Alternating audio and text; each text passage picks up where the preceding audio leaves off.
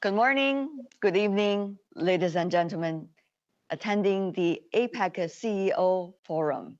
This is Tian Wei. I'm a moderator and host of World Insight from CGTN. Such an honor to moderate this panel and this session on the state of the world in the aftermath of COVID-19 to discuss how to build resilient and cooperation in the Asia-Pacific region during and after COVID-19. And I'm so honored to be joined by this guest on our panel, APEC CEO Dialogue with Bob Moritz. Mr. Moritz is the global chairman of PricewaterhouseCoopers, and he has been leading a team of 276,000 employees in almost 160 countries around the world. Mr. Moritz, good to see you. It's great to see you, Tian, as well, and good morning to those that are in the audience and watching around the world to this important conference. I just apologize I can't be with you in person. We hope to be with one another 2 years from now. Thank you for joining us. My first question, I see you personally and also your teams around the world have been very proactive over the past 11 months in order to deal with the crisis we have in this world. When you are talking to business leaders around the world, what are they saying about the state of the global economy, sir? Well, it's clear as we talk to executives, government officials, and community leaders that there's a challenge in the economy. If you were to go back a year ago, we were starting already to see some of the slowdown from an economic growth perspective, according to our own PwC CEO survey, which was launched in January of 2020. COVID-19 and the pandemic has only accelerated that slowdown and put it on steroids in terms of the impact it's had around the world. We know there's a challenge in terms of the uncertainty that all organizations and all countries are dealing with, particularly when you look at the increasing rise during the winter months for the Northern Hemisphere and perhaps the challenges that the Southern Hemisphere is having as well. And there's an implication in terms of what does that mean for work, for labor, and consumption overall. Clearly, we're looking and anticipating vaccines that'll help, but it's uncertain in terms of the impact of when, in fact, that'll come into effect in scale sufficiently enough to right-size the economy as it looks today. At PwC, we're projecting a slowdown in the economy in 2020 by about almost 4.5%, 5%, but we do see the opportunity for a rebound in 21. This is all dependent on how things progress over the next few months. But what's important is when we talk to our clients, the CEOs, their management teams, their boards, their supervisory boards, the ones that are most successful and most positive are using a framework. They're repairing the damage that's been done, maybe excess debt that's been brought on their balance sheet, or a loss of a supply chain, or loss of a connection with a consumer. They are rethinking their purpose and their business models. They are reconfiguring their assets and restarting their business in a new digitally enhanced way, as we just heard from Sheryl Sandberg in the video that was presided prior to my talking to you all. They're restarting with a sense of urgency and energy, with speed and agility and adaptability. And they are reporting. They're reporting to demonstrate the progress they're making against stakeholder needs, not just shareholder needs, to demonstrate what they're doing to be more inclusive with that growth, to deal with the challenges around the environment, to upskill people in their business, as well as people in their communities. So this way they are more responsive to the needs of the world that we are all dealing with. And those that are doing that well, I think both have survived and are now thriving, but also have a much more opportunistic and wide open future for them to take advantage of and contribute to society overall. You talk about the inclusive growth for the business community. Obviously, that's also the topic for this year's APEC CEO conference. But, how to be inclusive at this time when most of the companies are under financial strains? This is a question I'm sure business leaders around the world are asking them every day. Yes. Well, first, as we think about this issue, we need to have leadership teams step up and respectfully challenge the norms that we've demonstrated over the last few decades and learn from the challenges of the past. I will argue that even the lessons from 10 years ago during the last financial crisis were not fully absorbed and therefore after were applied. But step back, if you can, Tian, to the challenges. We see megatrends, demographics, shifting capital markets, the concepts of urbanization, the implications of scarcity of resources, and the impact of technology. It's clear that there's bigger gaps and asymmetry. The amount of wealth that's concentrated in a fewer number of people and the amount that are still in poverty. Clearly, capitalism, as we've defined it, has served society well over the past few decades, but with more transparency and more trends and asymmetry, we see more people being left behind. The system is not serving them well. As a result, we have to think about this system because due to that system not serving them well, there's a loss of trust. As a result, there's a rise in nationalism and populism. There's a disenfranchised with the system, their governments, the business community, or their leaders. So as a result, you've got to engage more to understand the world needs and articulate your purpose. You've got to understand what it means to actually think about the SDGs, the Sustainability Development Goals that the UN put out and others are focused on. And you need to equally importantly, focus your strategy to be not just focused on shareholders, but stakeholders, the stakeholders that are relevant to you. And last but not least is organizations need to be held accountable. Governments need to be held more accountable. So rather than just focus on GDP growth if it was a country, or net income or return on capital as a corporate, think about a broader set of metrics that demonstrate the progress and the comparability of how you're doing on the things that are most important to your stakeholders. The last point I will make, Tian, is these stakeholders now have a much bigger voice. We talk about investor activism. Yeah. I will argue that consumer activism becoming bigger and more important. Employee activism is becoming bigger and more important. And they are having a sway on the long-term sustainability of businesses, and they should have and will have an implication on government as well as we look ahead. So we need to be mindful, we need to be accountable, and we need to take actions to serve well the broader stakeholders in society that we all have to interact with as a responsibility of business. Engaging the stakeholder, that certainly are the key words, even though it is not that easy, particularly this time, Mr. Moritz, I'm sure you know very well. By the way, when you are listening to and watching this conversation, you can also write to us and also interact with Mr. Moritz as our conversation continues. You can write to us through questions at the APEC CEO Dialogues 2020.com.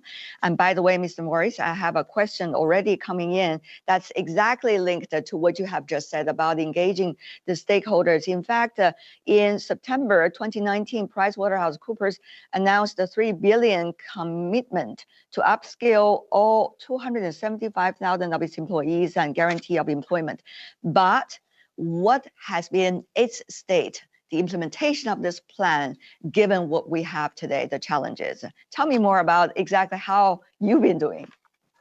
Yes, so coming back to the starting point, about a year and a half ago, we clearly saw an opportunity. The world was challenged. Business was challenged, and PwC was no different. 74% of CEOs a year ago said that they were unable to achieve their strategic objectives because of not having the right talent and skills in their organization. That came out of our global CEO survey. We took upon it ourselves to basically make a commitment to our employees. We would ask them to lean in to the opportunities to learn, and we would provide them with new and different skills, what we call new world, new skills.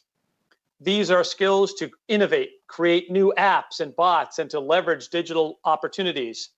But it was not only that, it was to allow for them to adopt new technologies and for them to innovate at the local level and change the way they work. That would be beneficial for them as a person, beneficial to the business and the clients that we serve, and beneficial to create capacity for us to invest. So that program was the start of our larger commitment, but I want to make sure we understand the commitment was far bigger. The $3 billion US dollar equivalent commitment was to upskill our own people. It was to work with our clients and other governments about how they could upskill their citizens and their employees. But equally as important is to work with other organizations to say, what can we do to get skills in the youth and other age demographics so they are better prepared for the future? We know we can't do that by ourselves. No government can, no business can. So that's why, for example, we're working with UNICEF and the organization called Gen U, which is focused specifically on the educational needs of our youth from the age 10 to 24 to give them the skills and the opportunities. Things that we're focused on is getting them connectivity to technology, getting them good content and quality education, but equally as important, how to apply those skills for innovation, entrepreneurship, and opportunity that they deserve. Thereby being more inclusive and giving more and more people opportunity for future success, job opportunity, job security, and economic prosperity to the extent possible, which we all know, if we do that, has benefit to the country as well. Mm-hmm. Updating the skills, of course, Bob, is one thing, but how to provide and facilitate hope, especially among the younger generation in different parts of the world, probably that is an even more challenging job, isn't it? It is a very challenging job. When we think about this concept of new world, new skills, we have to think about not only the technical skills that people should have, we also have to think about the skills to adopt and learn to live and work in these new digital economies. But we also have to focus on continuous learning all the time. And we need to skill and upskill our leaders to help them drive the change. That change includes creating the right environment for opportunity and innovation. That skill includes creating a sense of optimism and the business case for change. That business case may be intellectual, it may be bottom line focused, or it may be emotionally focused. And we know from studies of humanity that technology and humanity have to come together. So you need that spirit of opportunity, hope, and light at the end of the tunnel. That's become a bigger challenge, obviously, with COVID-19, both because companies have maybe dedicated less money to those issues. The ones that are surviving and thriving are still investing for the long term. Likewise, it's a very crowded agenda for governments who are now trying to provide stimulus money. That stimulus money is going into people's pockets, maybe not to the education system. So we do have a crowded agenda. So the other role of business has to be to make sure this issue, which is so important to the world and to the citizens of the world, still remains a top priority for our leaders, business and government leaders and community leaders around the world. Mm. Bob, what you have just said really reminds me of a balance. On the one hand, we have to act fast because we are dealing with a daily crisis and therefore we need to solve them. But on the other hand, all of the things you've been talking about, the updating of the educational system, the encouragement for innovation initiatives for the young people, all takes time to have eventually a good system to be established or evolved. So how would you take that balance and what kinds of conversation do you think business leaders should have with political leaders and other stakeholders, as you just mentioned? Yeah, so the first thing I think we have to all acknowledge is that no one government or business can do this alone. Public-private partnerships are hugely important. If I think about our efforts at Gen U, the offshoot of the UNICEF organization, and what the World Economic Forum, for example, is doing, over the last 2 years, we've already had a positive impact on 100 million youth. But that came as a result of government and business working together. What government put in place in terms of programs and access to the education systems, what business brought in terms of technologies and content for education, and what those volunteers did in terms of their contributions to help teach remotely or in a classroom, and to engage our youth in the change as well. If they are in the change, they can help drive the change, and youth by themselves also have a very important role to play. The last second point I would make around the business dialogues that needs to happen is they need to start with their own organizations. They can't talk with credibility about what others should do unless they are doing it themselves. We again know that there is a disconnect. The skills of yesterday will not serve us and serve them, the business community, for what they need tomorrow, especially in the digital age. And we just saw this by going through COVID-19. And in the last 9 months, we saw more change in an organization than probably those leaders were expecting in a 5-year period. And that has been tremendously positive, which gives you that hope that you described earlier. But it doesn't mean it happened automatically, and it doesn't mean it's got to stop just because of COVID-19. You need to take advantage of the door being opened. You need to drive the change, be part of that change, and lead that change. And that's the expectation of good leaders that'll actually not only survive the challenging economy and survive COVID-19, but actually will be very resilient, very sustainable, and in fact, be very well positioned for the future competitively. You talk about establishing that ecosystem in a way to deal with the crisis and also the challenges.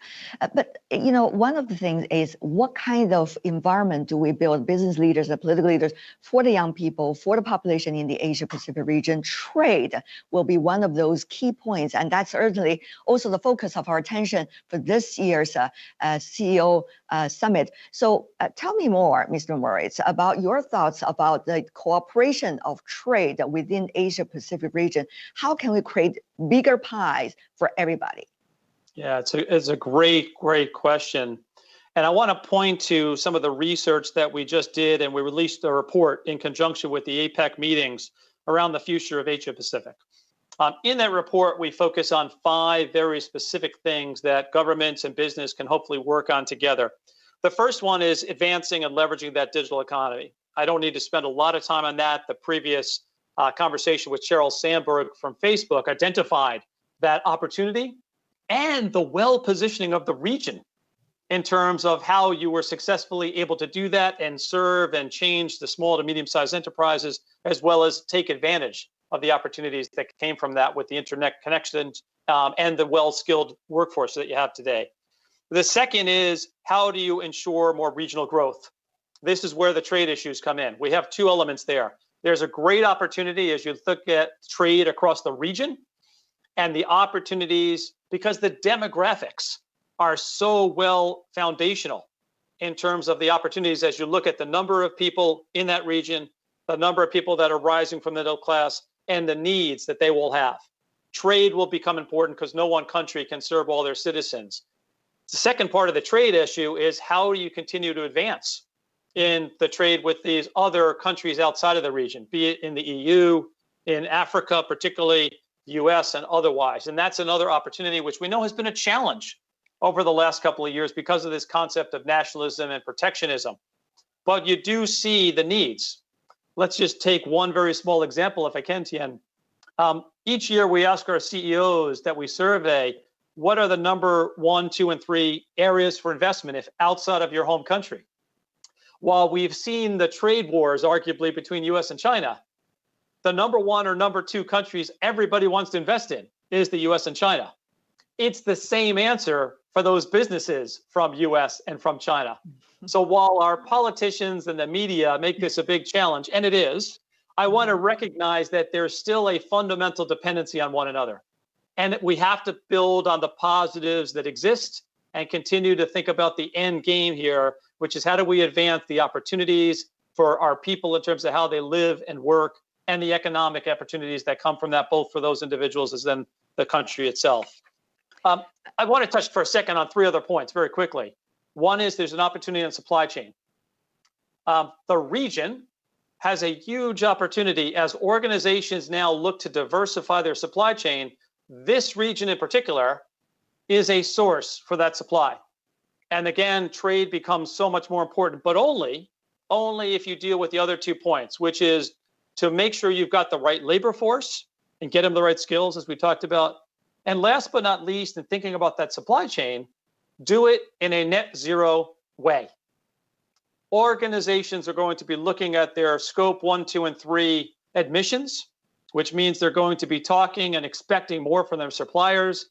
The more the region can deliver that supply of goods and services in a net zero way, the more people want to come and buy those services, which will increase the opportunity for trade on a going forward basis. Excellent points, Bob, over there. Let me just follow up on some of the things you just said. You talk about the importance of a trade within the region and beyond. We noticed that not long before this year's APEC Summit and certainly APEC CEO Dialogue, RCEP has been signed by 10 economies in the ASEAN countries and the economies, and also by China, South Korea, Japan, together with Australia, New Zealand. Many suggest this is one of the largest trade gesture from the international community for multilateralism. What is your take about the opportunity this could create for our region, our Asia-Pacific region? And what does it mean for some of the points you already said about engaging the stakeholders? Yeah, to me, it's great opportunity. I think it's actually a very positive step forward in terms of the arrangements to ease the facilitation of trade across the region. Obviously, as one of the key indicators of people willing to invest is how do we make it easier to do business with those countries and across those countries? And this trade agreement actually helps start to take down more and more of the barriers to move with speed and urgency to enhance that trade. If, in fact, you're able to deliver the goods and services more effectively and efficiently, if you're able to deliver good quality services in a carbon-free way with new, different skills, I think those opportunities continue to outpace perhaps the rest of the world when you look at the underlying demographic shifts and the needs of the rest of the world that will depend on this particular region going forward. That will pay dividends in terms of future employment.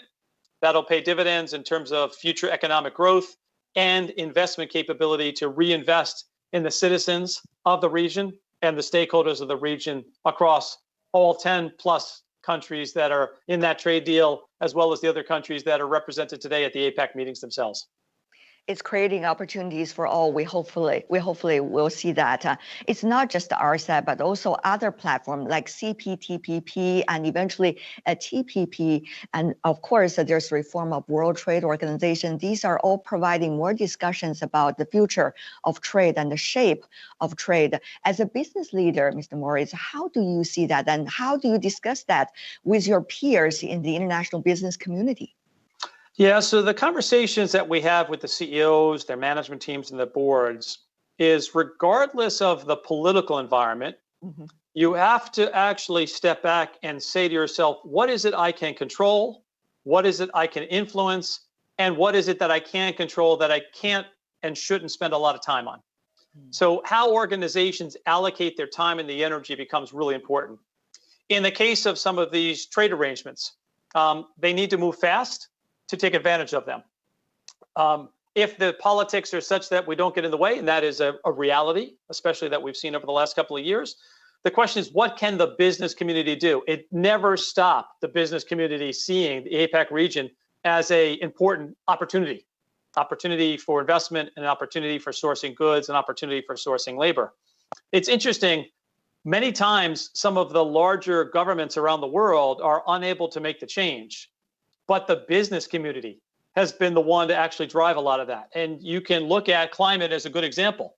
Even though we had over the last few years in the US a withdrawal of the Paris Agreement, the business community, the local states, definitely took it upon itself to drive that agenda and to make the commitments that we're now seeing to get to be net zero over the next 10, 20, 30 years. So progress is being made in lieu of the stalled political and geopolitical agenda. But it's, again, control what you can, influence what you're able to, but use others to do that as well. And then make sure you're not spending time, wasting time, thinking about all the different things that you can't control. Great thought over there. In fact, we've been talking to business leaders and they have very similar answers of what you have just said, that take advantage of what we have and plan for the future. They say the secret of getting ahead is really to getting started, as you just mentioned, Bob. Let me move on to a question that you repeatedly emphasize on, that is the green development. But there's one thing we are facing, dampening effect of pandemic, economic recovery challenges, and also, of course, a lot of gaps within various economies and society. This will make the priority become difficult for businesses. So how to still make green a priority? Is there still much appetite for businesses, Bob? It's interesting, Tian. A year ago, when we were together at this conference and doing it, when you looked at the World Economic Forum, the environment was a top 3 priority for just about every conversation. Yes. It was evident based upon the natural disasters that were happening around the world. It was evident in some of the activism that was happening from stakeholders, and you saw it with investors. Investors in ESG funds and others were very active in terms of getting to be more progressive in this area. Why? Because they did see sustainable and green financing as an opportunity for the future. And those that focused on it, those that focus on your ESGs, actually statistically, when you look at the academic research, have a more likelihood of success avoiding bankruptcy and remaining sustainable. So organizations clearly moved in this direction. Banks and insurance companies clearly started to ask these questions. And for any business, the CFO, the CEO, the investor relations persons typically were getting questions from their bankers, their analysts, their credit agencies, and others about this place. This is not a one or the other, COVID, economy, or green. It's an and statement. There is a tremendous power in the and. What I mean by that is you can actually solve for transforming organizations and do it in a more climate-friendly way that allows for you to achieve multiple objectives and create opportunities. And I think that's what many have seen with countries lately, where they are banking on the innovation that'll come to solve for these problems, creating job opportunity as a result of new companies and new jobs as a result, and making sure that they are seen as clean, climate friendly, and satisfying the stakeholder needs that the consumers, the employees, or the investors, or the bankers want them to make. And I think that's a great opportunity. We see many examples from PwC. We, PwC, made our own commitment recently to be net zero by 2030. Why? Because our clients expect us to do the same. Our clients will expect us. Our employees will expect us to do the same. If not, they will not join us. If we don't do it, our clients won't use us. So there is a business reason that actually hits the bottom line, as well as being a good corporate citizen and taking care of society. This is an and statement, and there's tremendous power in doing both. Not only businesses, but also economy in the Asia Pacific region are committing. The country where I'm originally from, China, for example, have been committing to be net zero by the year 2050. And also we see Japan, for example, has also been making commitment, other economies as well. But there is the thing, Mr. Moritz, how to make sure that the business world will be working with the national policies and be able to encourage one another. I think that would be a very interesting phenomenon to watch. What is your take? Yeah, I think as we come back to this concept of reporting, I said the 5 R's, right? So repair, rethink, reconfigure, restart, and report. The reporting will do two things. It will demonstrate the progress we've made, and it'll demonstrate comparability, one country versus another, one business versus another, which will be the judge, and the stakeholders will be that judge. As a result, business and business leaders now are understanding the role is not just about how do I take care of my company. It's about how do I take care of my company and its stakeholders. So therefore, they will do what they can with their company. They will work with their stakeholders and their business partners and others in their ecosystem, and they will be more vocal in working with government leaders to talk about the public-private partnership that has to exist to deal with these challenges going forward. And the organizations that are doing that are more trusted. Trust is a commodity today that has weakened quite a bit over the last number of years. To be successful, to be sustainable, and to achieve your outcomes, you need to be more trusted. The employees, your stakeholders at large, will want you to do more with your voice. The Edelman Trust Survey that many of you know about from the audience surveys trust each year. One of the more trusted individuals or categories of people is actually CEOs of businesses, more so than governments, more so than NGOs. I unfortunately would say more so at times than media. I apologize for that. But the reality is, it is an opportunity for the business community to step up and lead by example and take advantage of the trust they have today and not lose it tomorrow by not using the power and the responsibility that they have. I will have one follow-up to that, and then I'll ask you a question coming from the audience. But so first, a follow-up about that. We've seen over the past few years, particularly business leaders taking on a leading role about thinking ahead, Mr. Moritz. But now it's really the time about how to make sure the knowledge learned and experiences gained can be quickly shared with the other stakeholders, because we really need to act. Too much time already being wasted. Mr. Moritz, your take. What kind of platforms, how to do it? Yeah, maybe two comments in this regard. First off, let's acknowledge some positives. While the pandemic was and is a great tragedy from a humanity perspective, an economy perspective, and now we're still dealing with that pandemic, and others are dealing with the pandemic fatigue. But one thing that was amazing when you brought technology and humanity together was the amount of innovation that happened and how we were able to catapult some of that innovation. Think about the vaccines that are forthcoming relatively soon, and we have them around the world. To do so in record time is amazing. And to be able to produce billions of vaccinations in a short period of time, amazing. This goes now to how leaders create the right environment and drive change. The best thing they can do is engage their entire employee base and give them the right environment to innovate, the right data and technology to leverage, and permission to come up with new ways of working that make their lives easier, to make their work easier, and make the company more responsive to those stakeholders. When you find great opportunities, scale them as quickly as possible. If they're not working, learn and adjust as quickly as possible. When they're failing, fail quick and move on to something else and preserve that human capital or financial capital for other opportunities. And I think today we historically rewarded the largest organizations. I think as we look at COVID-19 as example, the rewards are now going to those that move the fastest. How do we stay close to the data points? How do we make quicker, faster decisions? And how do we transform our organizations? In this region, as Cheryl said earlier, you have digital platforms. You should be taking advantage of them to innovate and scale and do as much service and goods from a trade and consumption perspective as possible. I think that's an opportunity that this region has more so than perhaps the rest of the world. Learn, scale up, move on, preserve the opportunities. We got you over there. Thank you so much, Mr. Moritz. Now a question coming from an audience member, and that is the question about what do you consider as the biggest opportunities and challenges going into 2021? So let's just place this question first. Mr. Moritz?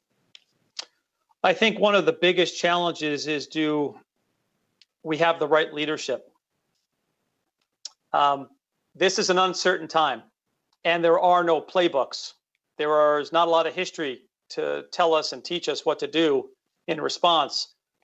And as a result, leaders have to be much more engaged and empathetic. They need to understand the needs and ultimately determine what's best to serve those stakeholders. I know one CEO rightly says the CEO job is to take all those data points and make the really tough decisions about what to do. The same goes for government leaders, business leaders, and to think about ultimately their stakeholders is huge. We do not have enough leadership that is willing to take risk, to drive change, and to drive it such that we have better outcomes going forward. And we're all about better outcomes for the society and the stakeholder group within the world that we are all living in. So the leadership vacuum is a challenge. The second challenge is trust. If I can for a moment, decades ago, the average citizen had a lot of trust in the system. They believed our leaders had information that they didn't have, and they believed they would do the right things with that information and believed that they would serve society at large. And they also believed they could be a future leader with the right effort, the right opportunity, and the like. Today, they don't see that as readily. and therefore lose trust in the system. So more trust with one another, more open dialogue with one another, and trust and leadership go hand in hand. Those, I think, are the two biggest challenges in the uncertain world that we're dealing with right now as we look towards 2021. Great points there. Mr. Moritz, you earlier talked about the CEO's job is really to get all the information he or she can, process the data, try to come up with the right decision. So what kind of right decision are you trying to come up with these days? What would keep you up at night besides talking to us right now? For PwC, it's a pretty easy answer, which is how do we continue to invest in our own people so they have the right relevant skill sets? How do we become a technology-enabled organization, not just a human organization, and leverage technology more so, again, consistent with our earlier conversations, and make sure we are relevant to the clients that we serve. And that goes to corporates and governments and communities and the like. I go back to our purpose. About 4 or 5 years ago, we landed our purpose, which was all about helping build trust in society and solving some big important problems. That resonates well, but we have to have the right relevant skills and the right service offerings to make sure our clients, our governments, our communities enable trust and get the outcomes that they are looking for. And I think that's a big opportunity for PwC, and therefore we're making these investments similar to, as you said, Tian, the New World, New Skills Initiative is just one of those as we think about the world ahead.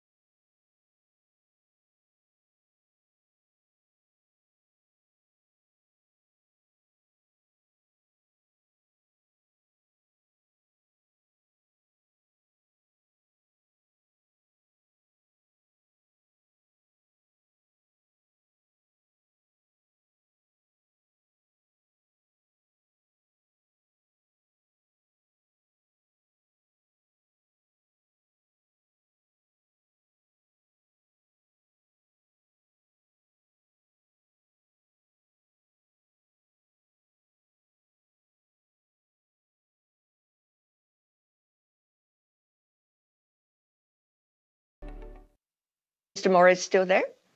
I am, yes. Wonderful. Thank you, sir. Two follow-up questions from the audience that are writing to us about what's the role of multilateral organizations like APEC to help economies rebuild in a more inclusive way? I think the organizations like APEC and many others are very important. I think they enable best practice sharing. They enable policy decisions across geographic borders, and they help reduce the friction that our systems have today. Second, they keep a focus on what the world needs. It's important to have those regular reminders, and it's important to make sure that we as leaders are being held accountable to drive the change that we want. So I continue to see, even though they are challenged in terms of how much impact they can have, a big opportunity for them to play a very important role. And the combination of public, private, and organizations like this, I think, are important three legs of the stool as we think about the future of the world that we're living in.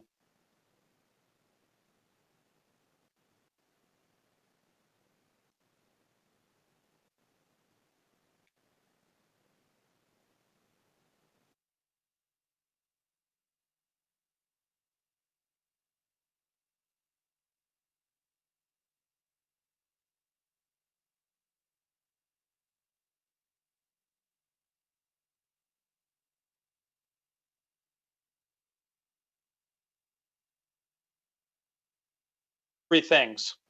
First would be they're able to demonstrate the business case and the opportunities that are in the region and continue to promote them. Second, that they identify the key areas for change and work aggressively and tirelessly on how do we facilitate that change. And third is be specific in the actions that we can take together as a collective group and ensure that we have accountability to the extent possible of what organizations on the public and private side can do looking ahead. The more we can take dialogues like this and turn them not into talk, but rather action, that action gets to results, I think it continues to demonstrate the value of great forums like this one that we're all participating in today. Mr. Moritz, another question I really want to ask you, of course, is about geopolitics and national politics. I know you're a business leader. You're not there to handle these issues, but they're having a huge impact on all our lives. First of all, what's going on with the election? Because I could hardly catch up with all the latest. So from the business community's perspective, how do you catch up? And also, how do you plan one step ahead when there are a lot of uncertainties with both sides, or more with the presumed president-elect, Mr. Biden?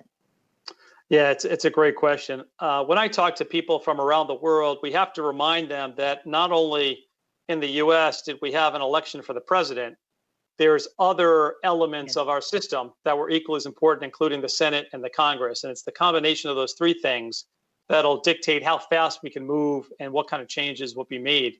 And we are starting to see more certainty around those areas.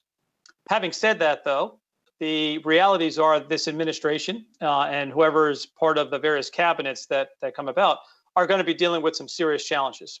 You have a $3+ trillion deficit from a budget perspective because of the stimulus and other factors. You have still the remnants of COVID-19 and the implications and the need to deal with quick and accelerated scaled vaccination. You have the trade issues that you rightfully raised earlier. You have the issues of unemployment, which will be with us for a while longer, and stimulating that economy to get in a good place. And you have a divided country, as was evidenced by some of the statistical data in terms of how people voted. So it's going to be important for those same skills I talked about earlier: strong leadership, willingness to compromise, and willingness to take a step forward and not wait for perfection in terms of the answers, and learn very quickly and adjust very quickly, I think is going to be extremely important, not only for the benefit of the U.S. and its citizens, but again, because of the importance that the U.S. plays in the world and the impact it has on the larger group of stakeholders on a worldwide basis. And last question, what about the prospect of China-U.S. relations, the two largest economies in this region, Asia-Pacific region? So I think there's great opportunity. Again, I would ask us to think about the positives. We actually have a lot more positives than negatives. I know it's still a challenge for businesses and governments to think about the competitive landscape that each of them are in and the role that we can play in the world around economy, security, and values. But at the end of the day, we need to build on the success. The last few decades has demonstrated this world is a lot more connected and interdependent than disconnected and fragmented, similar to what's happened with the nationalism and protectionism.